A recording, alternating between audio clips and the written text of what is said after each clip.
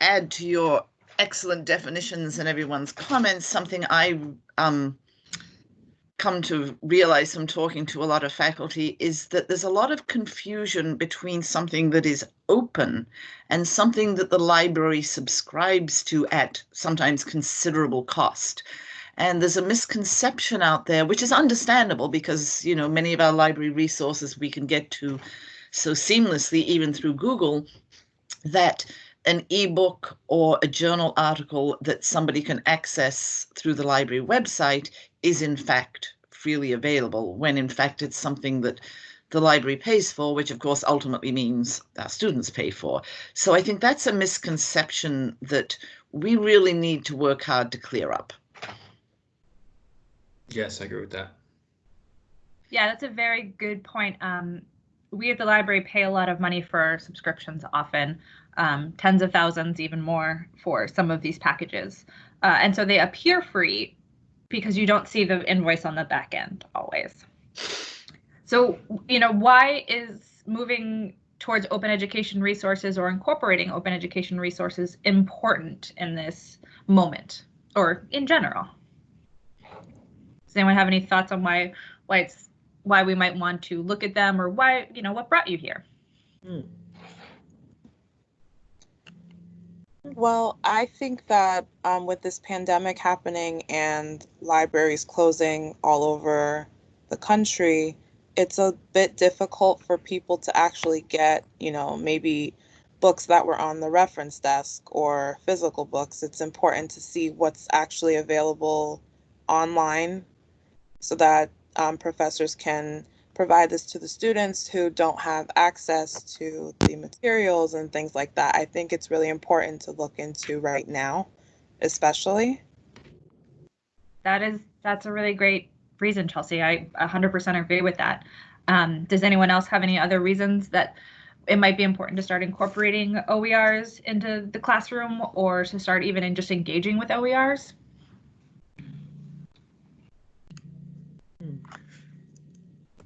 Well, I mean, I think it's always a cost issue, Right. It is an access issue certainly too. But it's, I mean, especially now, I guess, you know, we have people whose families, you know, have unemployment in them now, and yeah, I mean, I think financially, a lot of people, especially our students, frankly, given our general student population, you know, I'm sure quite a few of them have been hit by this. So for me, it's always a matter of keeping costs down as much as I can for my classes. Even though, you know, English books don't cost nearly as much as, say, a science or a business book does, but they add up. You know, if I'm asking students to buy a big anthology plus a few novels on the side, that kind of thing, you know, it can get pricey. Yeah, I think this chart that NCSU did with their students really kind of outlines the point you just brought up, Mary, of how much money did you spend on textbooks this semester. If you start to add it all up, it can be a lot. I really like, you know, that there are people here who are spending $1,000 or more each semester. And the nice thing is that with this chart, they also told you how they're getting around it. You know, you can see this LibGen right here. LibGen is a pirate site. You know, so instead of paying for it, they're pirating things off the internet. Right. On the whole, the price of textbooks has risen quite drastically from the consumer price index. You know, that you can see the textbooks in purple and the consumer price index in yellow. You can see the drastic increase in the price of books, you know, up to 900% increase. Right. And our students, you know, this is a survey of what students spend in New Jersey schools each year. Our students spend about $1,000 on textbooks. And that is just an estimate. You know, we are required by the federal government to provide that estimate. We don't know if there are actual true numbers behind that, or if, you know, it's kind of a guess. And you can look at, so where is it? I think Cumberland comes in at 1,900. Nope, I'm sorry. NJ Institute of Tech at 2,600 is the highest. But that's a lot of money. That's a lot of money for all of us. That is a lot of money, absolutely. So. Yeah. And there are different ways that students cope with this cost. You know, they may purchase an older edition of the textbook. They may delay purchasing the textbook. They may never purchase the textbook. They may share the textbook with other students, which at this exact moment has different issues with it than it did a month ago. Right. Or they may download illegal textbooks from the internet, Right. each of which comes with a cost for them, which they may not realize. Right. Right. You know, the other thing it strikes me that that is sort of an advantage to OER is also, I'm going to say availability, but not in terms of necessarily whether something is available or not. But we also know that publishers tend to push certain products, right? And so you're not always aware of the breadth of things that are available to teach your course necessarily. You know, you're Right. you're getting hawked by a book salesman about this stuff. You know, I find my early American anthology. I might use that for a number of years. I know that there are a few others out there, but beyond the big names, especially you know, something from a lesser well-known company or something that might really do the trick, but I might not ever be aware of. So I feel like that it just complements what I might already know about what I can use in my class. Yeah, and I think that's a very interesting point of, you know, is what you're teaching being decided by a salesperson in some ways? Right. Because they've, you know, by a company that's able to pay for a salesperson that can get you something that and just put it in front of your face. That's a really good point that we haven't explored, but I think is very, very valid. Mary, that's an excellent point, and that's something that, you know, to plug the library a little bit, we can really help with. And my mind goes back, I don't know if you remember Dr. John Sower in chemistry. One of the things that he did for his students, which I wish more people would do, you know, they would have in chemistry, even back then, these textbooks were like $165, $175 for the students to intro chemistry. And so he would ask me, could I find an alternate textbook to put in the reference section from oftentimes a European publisher or a university press, which basically covered the same material but from a different perspective. And in his case, he wasn't asking that it replace the assigned textbook, but simply provide an alternate way for students to get the same material. You're muted. Great. No, I was letting you go because I love any plug for the library. No, that's a great idea. I hadn't thought of that. That's a great idea. And it's nice when it's someone else doing the plugging. I start to feel like that bad salesman that's hounding Mary to buy the book. Right. Well, no, it was kind of fun for me to do because I was often surprised when I'd go out there and dig, just as Mary said, how many alternatives there were to something which obviously I would leave it up to Dr. Sower to make the final determination because he's the expert, but would seem to me from the table of contents to cover pretty much the same material at a third of the price. Mm-hmm. Yes, I think that's right. And that will come back this point of the librarian as how we can help in this process. Yeah, we'll come up again later in the presentation. So we're just prepping you for that later slide.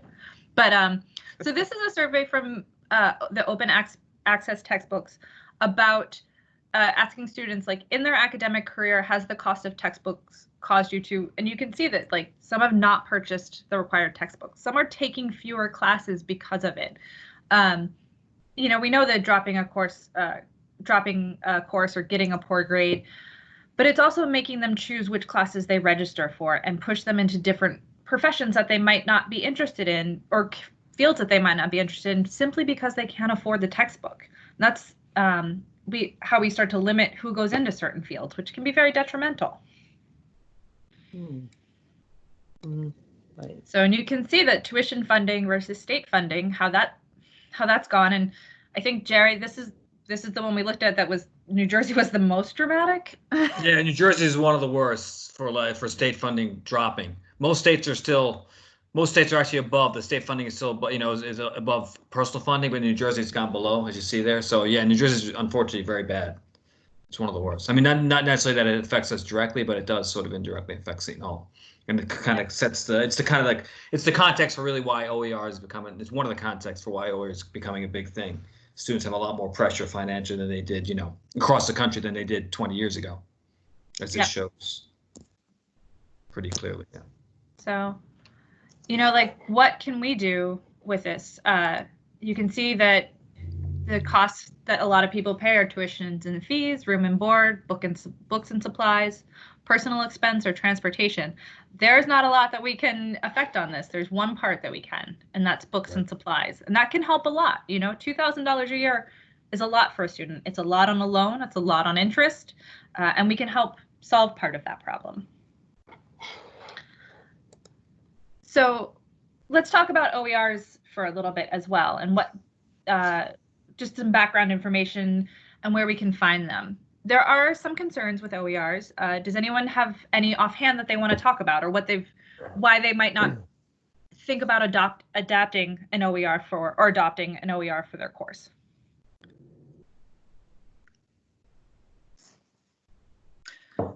Well, I might jump in, Caitlin, and just because Marianne Lloyd isn't here, and she was one of the people, Dr. Lloyd from psychology, that she expressed concern about the quality of some of the OER texts. And it just sort of reminds us to say, just because something's free, it doesn't automatically follow that it's good. There is, you know, an incumbent need to evaluate the text that's out there.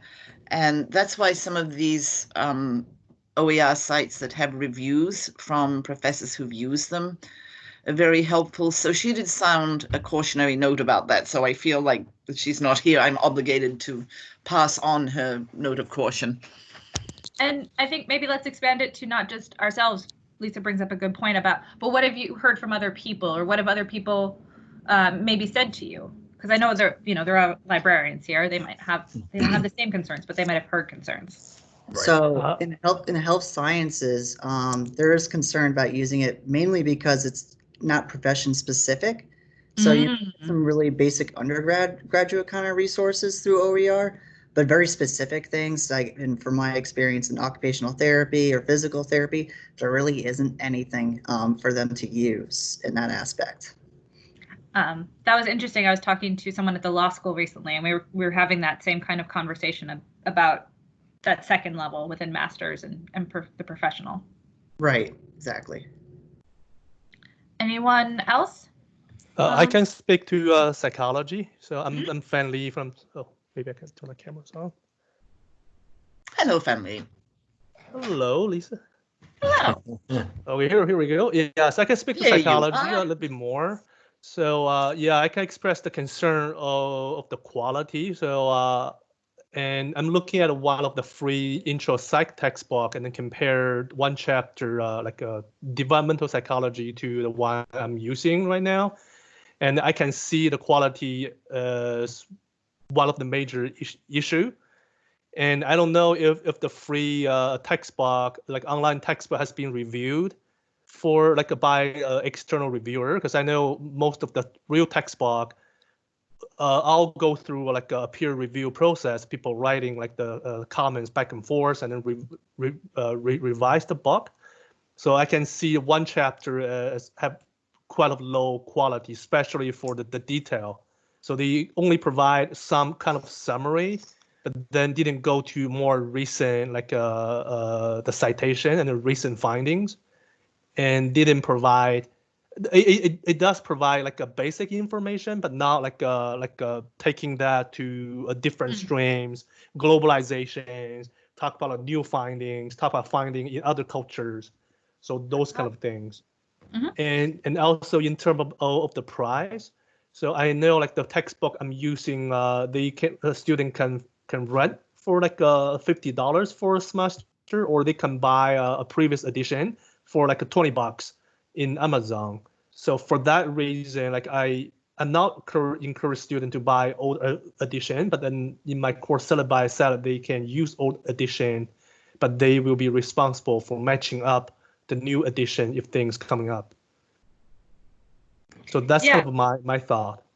I think that last point especially shows the kind of tap dancing, or like the finagling we all do to try and match, to make things easy for students. Like, we know you probably can't afford the full price textbook with the new edition, but you can get the old edition. You just have to try and figure out how to match it up. And so we're all making a lot of accommodations to help financially with students financially. And maybe some of the OERs can address this. I mean, I think that the concerns that we've talked about, encompass a lot of the concerns with OERs, that, you know, free doesn't equal good. Who is the authority? Like, what authority are they writing it on? Is it accessible, like with accessible for all kinds of learners? That there's no test banks or PowerPoints, and that it also takes time and energy to change a syllabus. I think when we gave this presentation in February, I wouldn't have said energy as much as time, but I think right now, like, we're all strapped for both of those things. Time and energy are hard to come by right now. But let's take a look at some of the resources. Part of what we try to do in this presentation is really give everyone time to look and play and interact, like engage with us, so we can help maybe solve some of those problems. Maybe we can find a better resource or something that addresses more of the global issues that you brought up. I think those are great points. And Fanley, just also, and I know I had this conversation with Dr. Lloyd as well, psychology is really, it's a very good example here, and I think that the OERs there are lagging behind, and part of that is the reasons you identify because of the complexity and the cultural differences and so on, say compared to a basic chemistry text where it's foundational information that really doesn't vary very much. But one of the opportunities there, and I think Caitlin's probably going to bring this up next, if you had the time or the interest, would be reviewing some of these texts and pointing out the deficiencies, because as we said, and I don't know if you were here for the earlier part where Caitlin mentioned that one of the advantages of these texts is there is the opportunity to make corrections and make additions and edit them for the benefit of everybody. So I think, you know, people in the field of psychology can really contribute there to trying to fill in some of those deficiencies. Yeah, I think that's great. I'm sorry. Yeah, I think that's a great point. Like we can adding things and revising for those kind of textbook. Yeah, but I didn't receive any invitations, so I received quite a few invitations to review a book textbook proposal for the big publisher, and we were asked to review not the whole book, like the chapter we have specialized on, like I'm specialized cultural developmental, so I'll always review like 2 to 3 chapters. And yeah, and as compensation, they gave like a free coupon or fees for the textbook. So yeah, I'm willing to review if there's a chance to do that. I think it's a really good point. So you were obviously my next audience plan to lead into my next point. So thank you for guiding my presentation without knowing it. I appreciate it. Can you all see? It's I had to go out of presentation mode, and it's just regular PowerPoint. It's showing up on the screen, right? Yeah. Yes. So we're going to take a look at some of these resources and kind of go and talk about reviewing and all the different parts within open OERs. So the first one is the Open Textbook Library. I'm going to open this, and you need to go into oh, it didn't need to go into present mode. Okay. I only know how to do it out of present mode, so I feel like maybe we need to have that. We need to have a workshop after that. Tutorial. One of the things that I think is really great about the Open Textbook Library is that it has a ton of subjects, but if you go into a subject, so let's go to psychology would be, under social sciences. Let's go to psychology.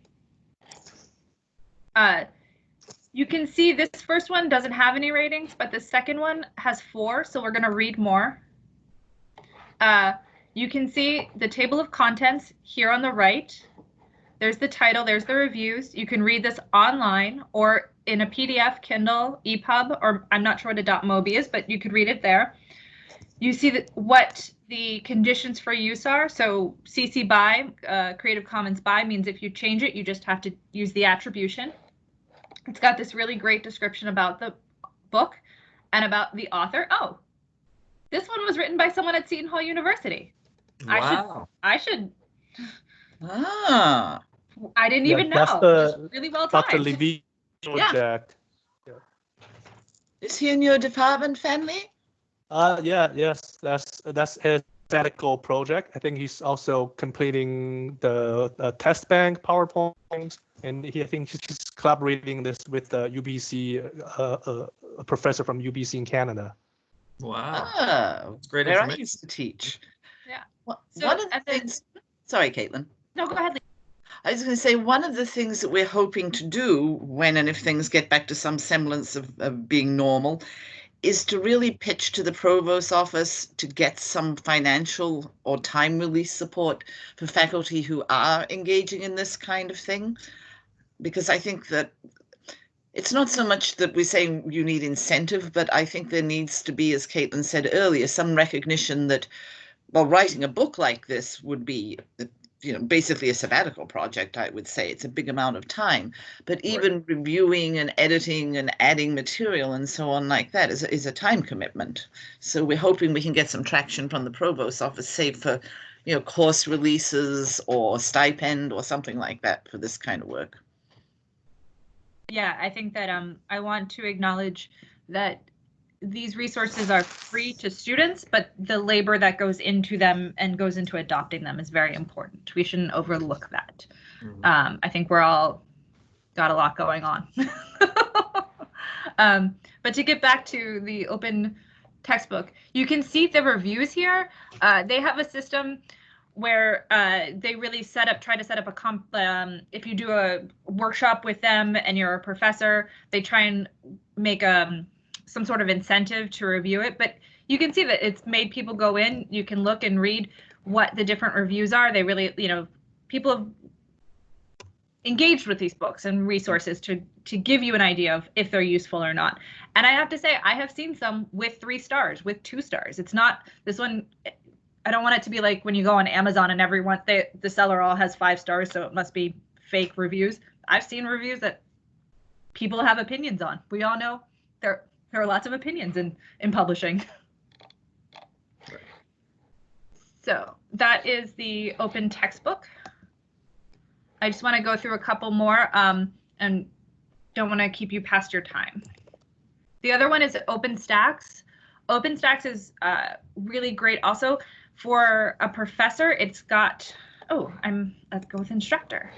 We can go into subjects and we'll say, should we look at the humanities now? We did some social science. Where should we go next? Any thoughts, any desires?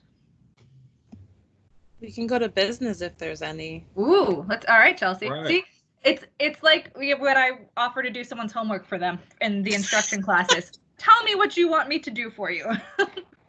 The OpenStax books, you can tell that they come from the same organization because they've got the same kind of cover with the words broken up, but they're nice. They're good looking books. So let's go to Introduction to Business.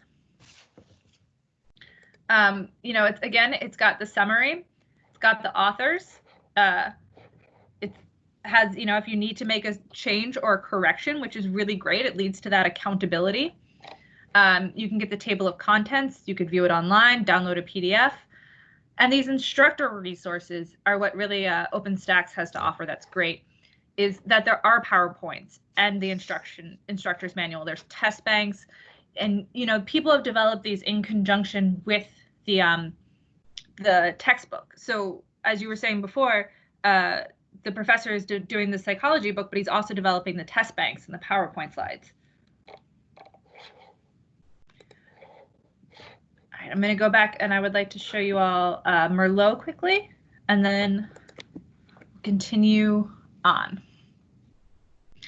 Merlot tends to be more of the tools that help. They don't tend to have as many textbooks, but that can be great because maybe if you are in science, you need drawings or you need other parts that go along.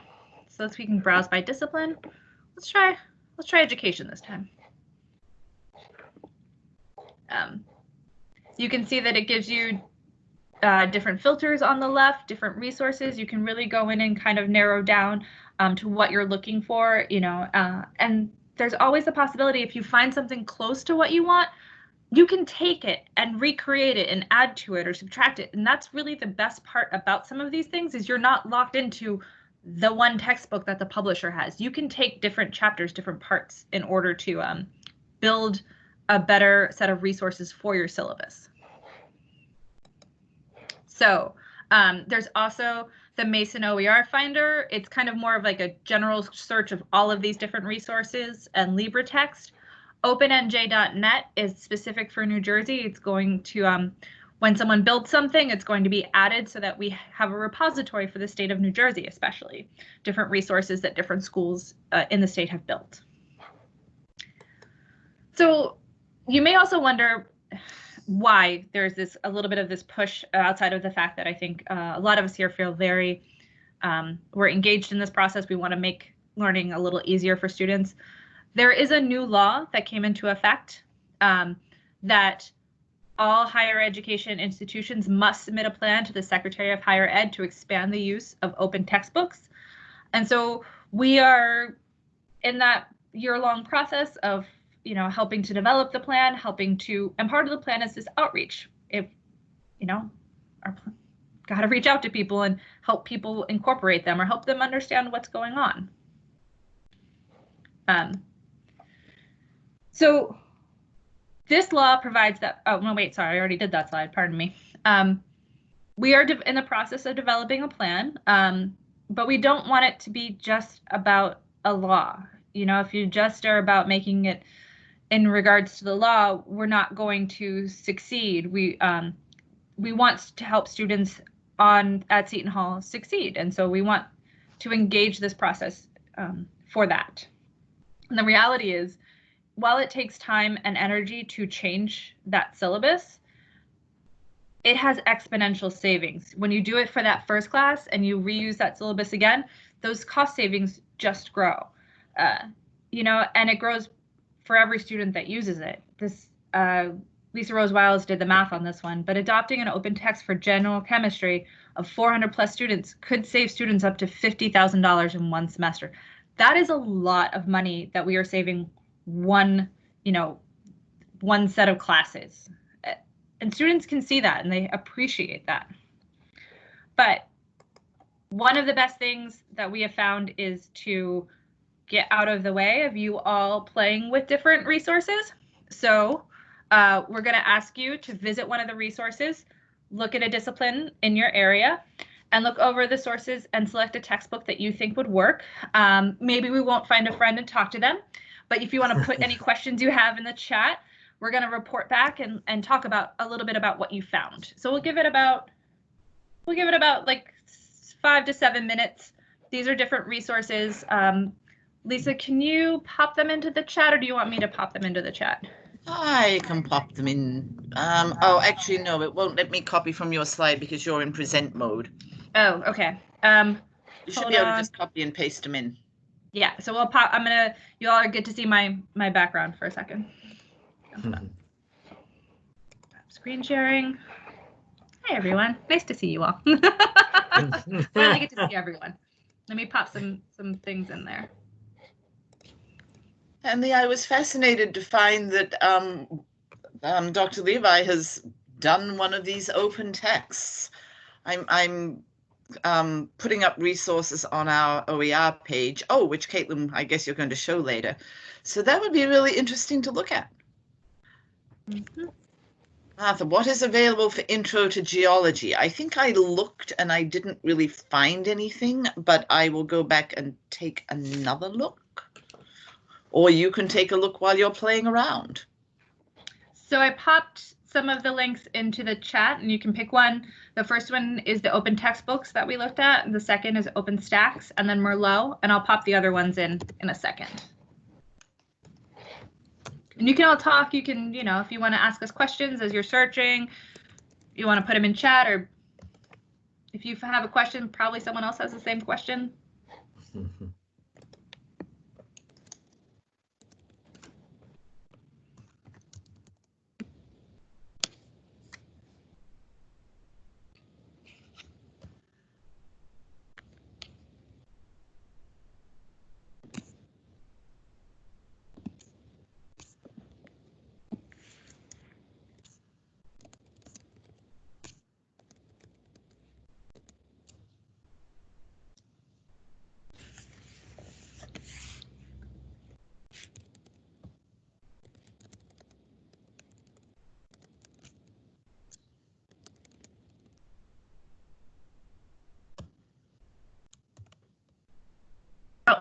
Sorry, Dr. Levy's book was at the open textbook, and we are able to download a copy from there as well.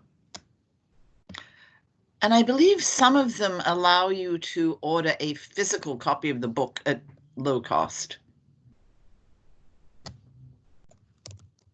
Yes, that is an important point.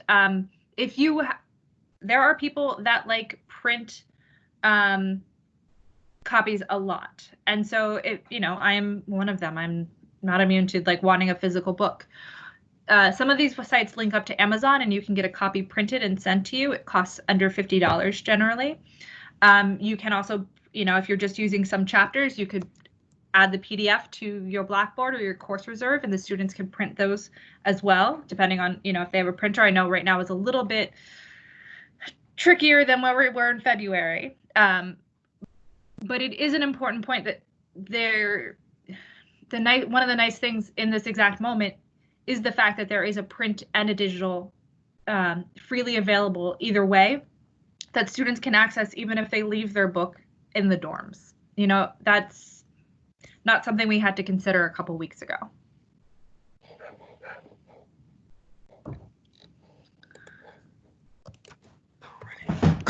Does anyone else have any questions? Want us to do some searching for them?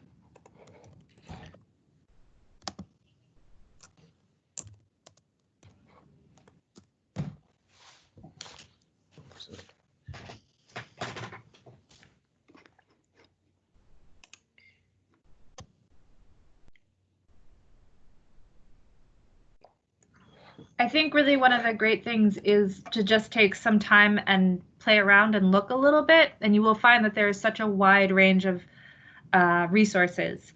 You know, Chelsea, you may also want to check the Open Textbook Library to see what other business they have there. Open Textbook Library is more of a federated search as well, so it has resources from all different providers, whereas OpenStax is just the books that they've published. Okay, I actually have another question. I'm on Merlot, and it said that it was added in 2011 and then modified in 2018. So does that mean that it updated? Like, I guess I just want to know what that means if you know. Sure. So that's part of that reuse aspect of the OER, that someone, either the person who wrote it or a different person, took that item and updated it to reflect more recent research, so that it helps grow that grow the OER field. That's a really important part of it, is that it's kind of built on that community. All right. Thank you. You're welcome. Merlot is a really great resource, I think, for business, as you can see, Chelsea. I think there's a lot within the business aspect of Merlot, like under the disciplines. You have a lot of access to a lot of material. Just from my quick browsing of it. So I'm more familiar with it from a health sciences aspect, but I think from what I've seen, Merlot has got a lot of content. Yeah, it looks fantastic. So I just kind of want to like browse, as Caitlin said, and see maybe I can promote this to the business faculty and just be able to answer their questions as they come. Yeah, and I think I like the peer review ratings they have compared to just the user ratings, because peer review, especially in my discipline, is a heavy, important aspect. So I'm curious to how they actually, who's been rating these. I'm not sure if we can check to see how they've been peer reviewed, but I think that's a great aspect of Merlot itself. Yeah, I don't see that you can actually check it, but maybe. Peer review, let's see. You click into the link and it gives you a details page. Oh, okay. It says content quality if you scroll down too. Okay, that's interesting.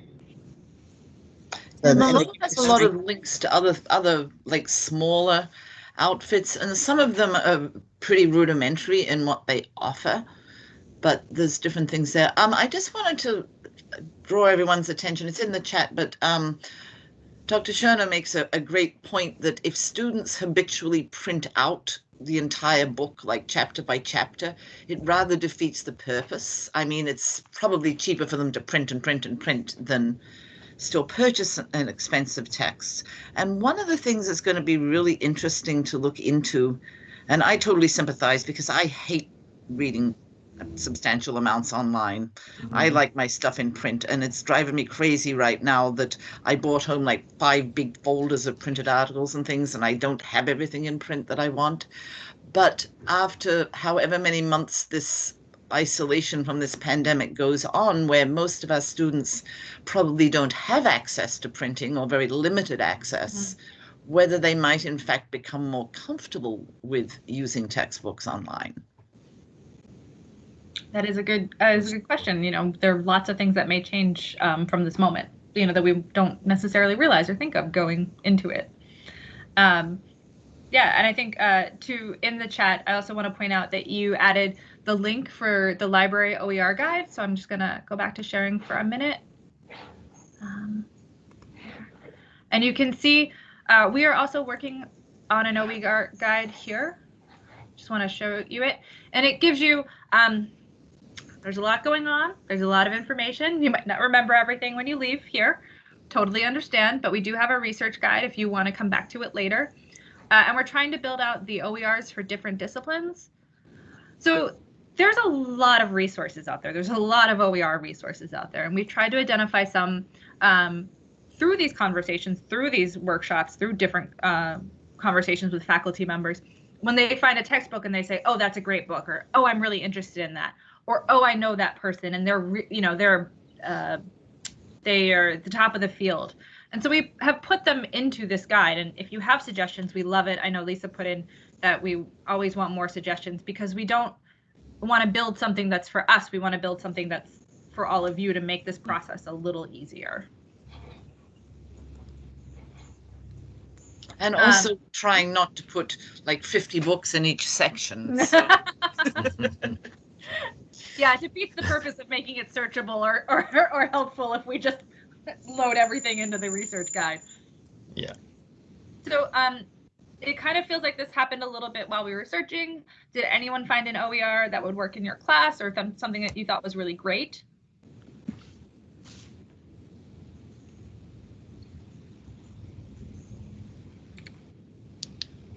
Well, I did find physical geology, but I'd have to go through it and see if it fit the course. And one thing, it's such a vocabulary-rich subject. The text we have now highlights those terms in every chapter that are cumulative and they need to apply. And since it's only a 14-week course, they really do need that little extra focus. I would say, as Lisa said, you're reading quite a bit of text each week in the course, and I'm not sure how they would do that. I know many do buy an e-copy. I'm not positive they actually read the text, but the fact is, I'd have to really go through the whole thing. It has a 3 out of 5 rating, so I don't know, but it is a professor from Rutgers, and I'm sure I would have to adapt some things to what we do. But thank you. Yeah, no, that's great. And I think you had also asked, I know earlier in the chat, if there was anything, and Lisa had said she hadn't seen anything yet, but it's good to remember that these are constantly changing and growing and being added to. So what you find now won't be the same in 3 months and won't be the same in 6 months. So yeah, but to adapt the course, I would really need the whole summer. I need that when they put out a new edition every 2 years. I have to really go through it with the pages and the labs and everything that go with the course. So, and I'd have to redo all my PowerPoints because the charts and graphs come from the present textbook that we're using. And I only am allowed to use that because I use this Prentice Hall text. So it would be would take a lot of time. I do like the free aspect for them. And like other people said, I try to give them many options to reduce the prices. I try to forestall the bookstore when a new edition comes out for 1 semester so that used is available if possible. but the bookstore will only order the most recent copy often, which is distressing. No, that's great. I want to address so with the bookstore also for the summer, remember, students may be used to getting books from the bookstore, but we may not have that option. And things are delayed sometimes with Amazon now. So I know it's like an awkward way to push OERs, and I don't want to use it necessarily, but it is something we're going to have to think about, unfortunately. But you do also bring up the next point on the slide, like what support, we need support from the faculty to adopt OERs, but what support will you all need to adopt these OERs in your class? And I think that, we've talked about it and you summed it up so well. It takes time, it takes energy to do this. Are there things that that would make this easier or make you more willing to do it?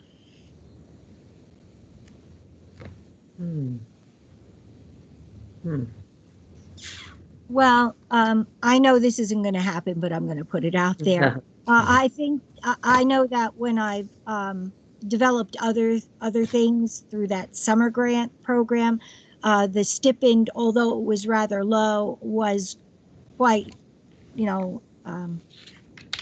well, I enjoyed the $250 to create, the new program. It was in Second Life at the time, which we don't license anymore for the students.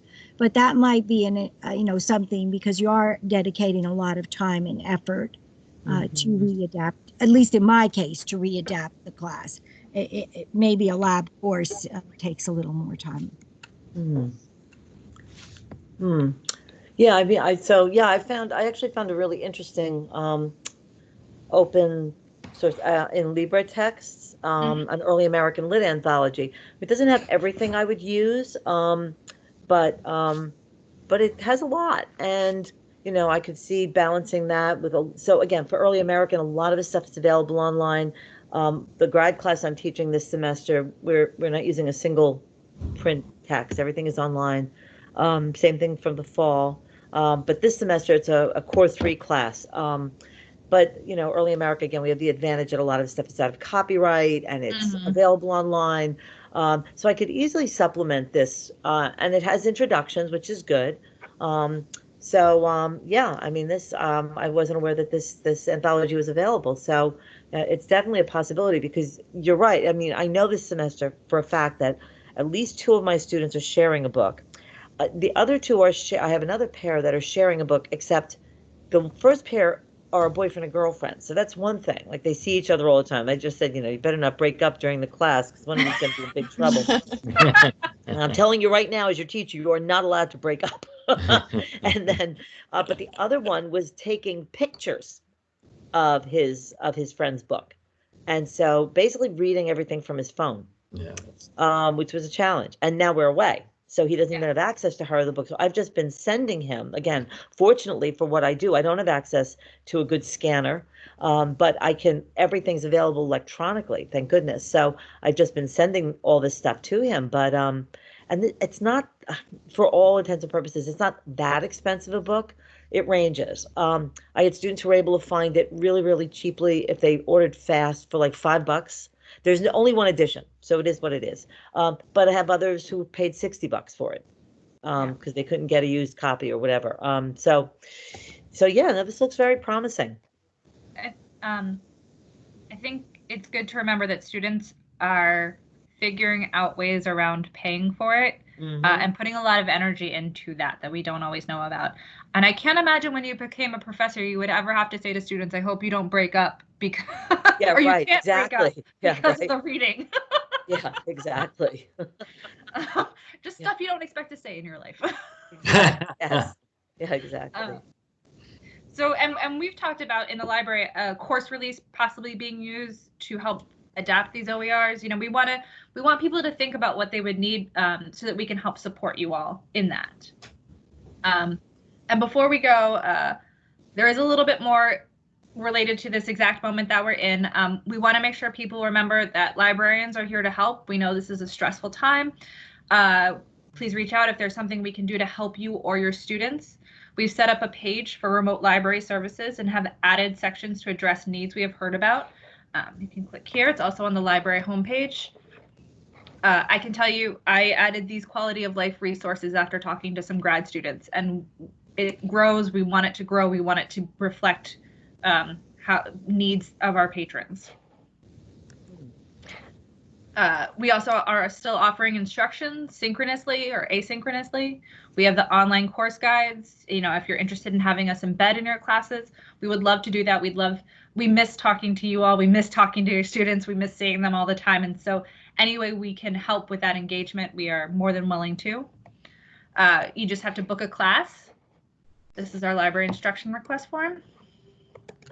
Oh, the link doesn't seem to be working, but I can show you on the homepage. We're also still offering reference, chat online with a librarian. You can email questions. Your students can contact a subject librarian. We're doing reference appointments still. We want to make sure they're still getting the reference time and the reference help they need with their projects. We know that it just transferred off campus and we're still available. As well, with the move to remote instruction for summer classes, you may be looking for new resources. We do have streaming video options through Avon. Academic Video Online, which has a lot of PBS videos. We have Canopy. We'd have to purchase them. The license is for 1 year. And, it tends to be more documentaries, and also Digital Campus, which is per semester and tends to be more popular films. There is access to ebooks and articles, you know, through the shoe search. And again, OERs are great for this, maybe for some of these summer classes. And we are here to help you if you have some thoughts about what you're looking for, but you need help. That's what we're here for. That's what we want to do. From this page, you can click on instruction and you can book a class here also.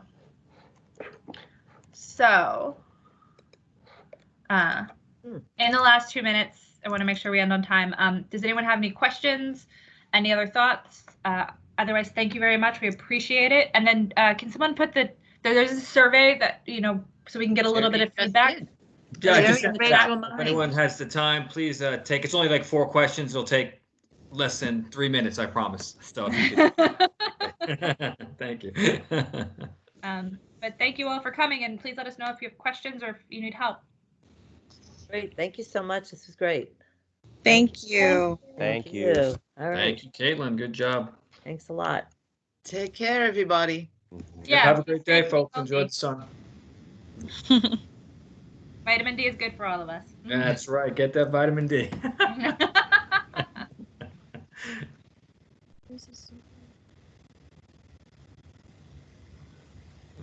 Thank you for coming, Martha. You are such a good supporter. Oh, she went. Yeah, she's got it. That was good. All right, that was a good thing. And thank you, family, for coming. And Carol, too. Thank you, Carol, for coming. Hi, Carol. There you go, Carol. All I right. know, as people leave, we see people popping up. Showing the library flag. Good job, Carol. Suleika came as well. Oh, very good. Awesome. And Sebastian's here. I saw Sebastian's. I saw Sebastian, Carol, Icon. Suleika. Fanley, I know quite well. I was happy that he came, and I didn't know that we had the psychology bit on the OER guide. I think I just started working on, and then with Petersheim, I just got absolutely swamped, so I didn't finish it. Right. But I can also put that on the faculty publications lib guide. So here's somebody else I think we could reach out to for comments and so on. Mm-hmm. Yeah. Absolutely. I just disappeared. What happened? Your background's still there. I'm back. The Invisible Man. Yeah, we didn't get a very good turnout, and I sent it to everybody, but I'm wondering if there was some competing thing going on, because I had sent this to all the science and psych folks and everybody, but however. Yeah, but it's good. 2 or 3 people. That's Oh, hang on. Wait till I stop recording.